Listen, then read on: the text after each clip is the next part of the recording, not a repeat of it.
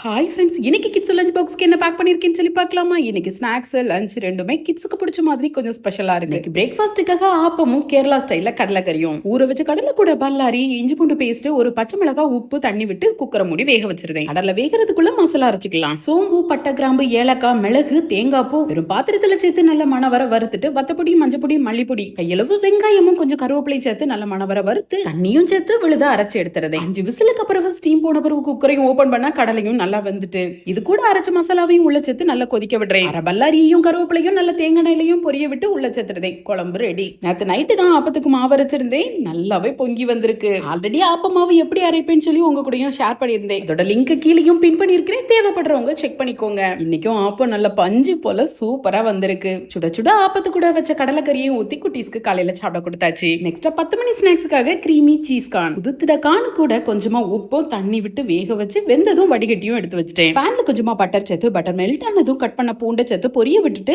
மைதா மாவையும் உள்ள சேர்த்து 2 நிமிஷம் வதக்கி விட்டுட்டு கொஞ்சம் பாலை விட்டு கொதிக்க விடுறேன். நல்லா கொதிச்சதும் நல்லா கெட்டியாகும். கொஞ்சம் கிரீமி ஆன பிறகு chilli flakes, mix Harb, pepper, கொஞ்சமா உப்பு, டேஸ்ட்டுக்காக கொஞ்சமா சுகரும் சேர்த்து நல்லா மிக்ஸ் பண்ணி விட்டுறேன். எல்லாம் நல்லா ஒண்ணு சேர்ந்த பிறகு வேக வச்ச காணியும் உள்ள சேர்த்து நல்லா மிக்ஸ் பண்ணி விட்டுட்டு ஃபைனலா ஸ்லைஸ் சீஸையும் உள்ள சேர்த்து அடுப்பையும் ஆஃப் பண்ணிட்டு மூடி வச்சு ஒரு 5 நிமிஷம் விட்டுறேன். அதுக்கப்புறம் மிக்ஸ் பண்ணி டேஸ்ட் பண்ணி பாருங்க, செம்ம டேஸ்டா இருக்கும். இன்னைக்கு லஞ்சுக்கு ரொம்ப சிம்பிளா வீட்லயே ஷவர்மா ரெடி பண்ண போறேன். ஃபர்ஸ்ட் கோதுமை மாவுல உப்பும் தண்ணி விட்டு நல்லா மிக்ஸ் பண்ணி சப்பாத்தி மாவு பதத்துக்கு நல்ல சாஃப்ட் டோவா மிக்ஸ் பண்ணி வச்சிருந்தேன். நெக்ஸ்ட் போன்லெஸ் சிக்கன்ல பிரஸ்ட் பீஸ் பார்த்து எடுத்து நல்ல நீளமா கட் பண்ணி எடுத்து வைக்கேன். சிக்கனையும் கழுகி எடுத்தேன். கட் பண்ண கத்தியும் கழுகி எடுத்துட்டேன். இப்போ இந்த சிக்கன் கூட எனி பிராண்ட் சிக்கன் 65 மசாலா, கொஞ்சமா தயிர், இஞ்சி பூண்டு பேஸ்ட், உப்பு சேர்த்து நல்லா மிக்ஸ் பண்ணி ஒரு அரை மணி நேரம் ஊற விட்டுறேன். நெக்ஸ்ட் பன்னீரை வச்சு மயோனைஸ் ரெடி பண்ணிடலாம். பன்னீர், லெமன் ஜூஸ், பெப்பர், கார்லிக், எண்ணெய், தண்ணி, உப்பு, டேஸ்ட்டுக்காக கொஞ்சமா சுகர், நல்ல ஸ்மூத் பேஸ்டா அடிச்சு எடுத்துறேன். சிம்பிளா மயோனைஸும் ரெடி. மிக்ஸ் பண்ணி வச்சிருந்த மாவையும் நல்லா பரத்தி சப்பாத்தியை வேக வச்சு எடுத்துறேன்.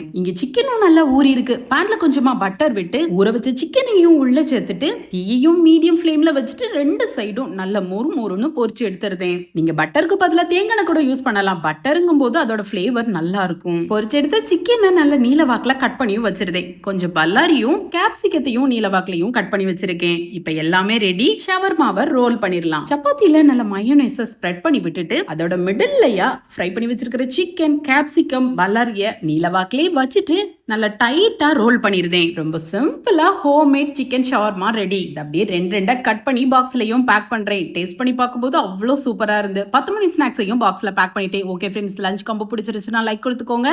பாய்.